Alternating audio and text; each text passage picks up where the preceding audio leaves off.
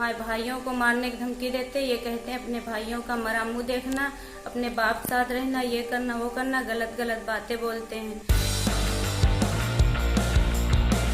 मैं ग्राम गोगादेव थाना बहनीगंज का रहने वाला हूं। मैंने अपनी लड़की की शादी ग्राम मथुआ पोस्ट बरवा में किया था।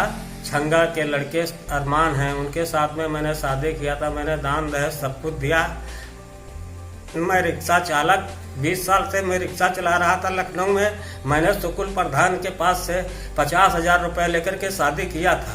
मैंने 5,000 रुपये एक घड़ी इचमटी सोना मैंने अरमान को दिया था छिदने में। बाद में मंगनी में नसीम प्रधान और वह मुसीर मथुआ के आए, 20 आदमी लेकर आए मंगनी में। मैंने सब उनको खुशी से भेजा।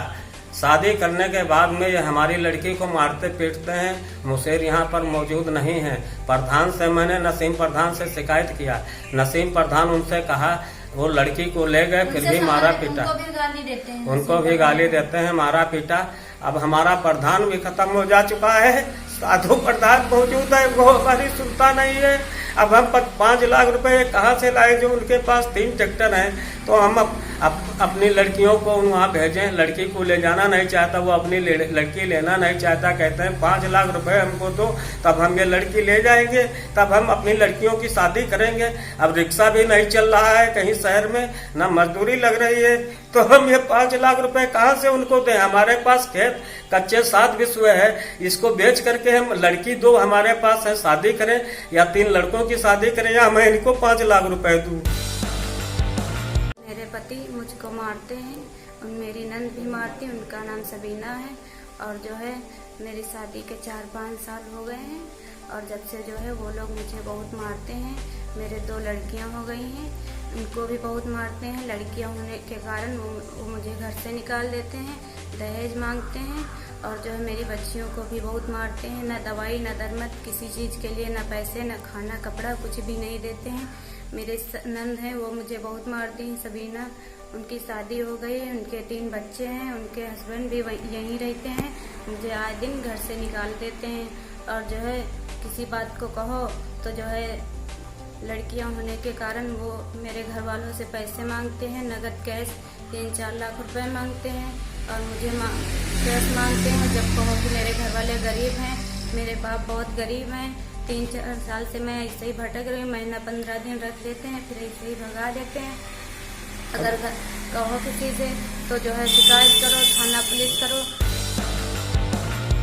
कार्रवाई नहीं होती है।